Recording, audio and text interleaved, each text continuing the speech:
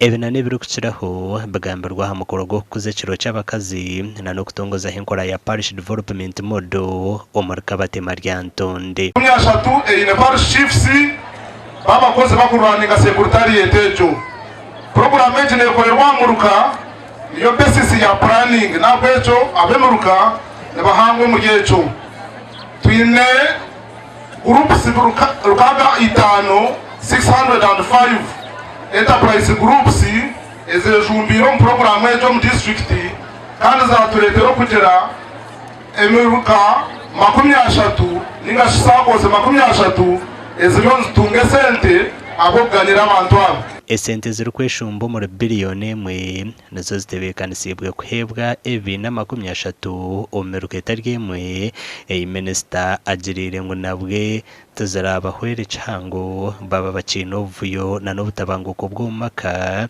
na no kusibana behubo muri za koti batarukora hariho ikintu kiboniro mu nseji ngo mukazi yebuze wayikomuko kashanga atari mu mukazi omanyiriro mukazi. There is nothing very beautiful and precious like a woman. So why do you beat a woman? Surely.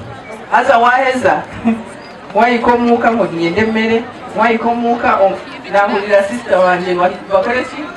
Kanko echaneza kukigarukamo. Even if government we put in a lot of billions of money, parish development model is here, web is here, wealth is here, emyuga is here.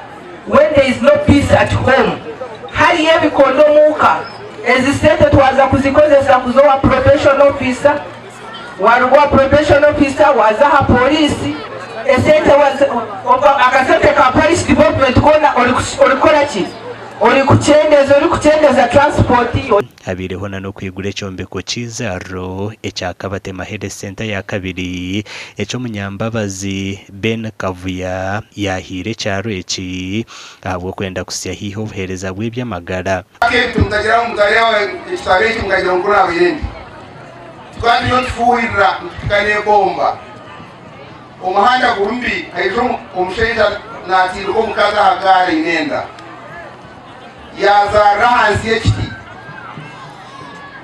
yazara na abantu abiri bahingura batanga kushanguruka. They started gathering where the woman had given birth. There was no motorcycle. That time there was no mobile phone.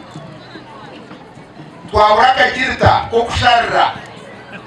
We couldn't get the razor blade to cut the umbilical cord. I was stopping everybody that was passing.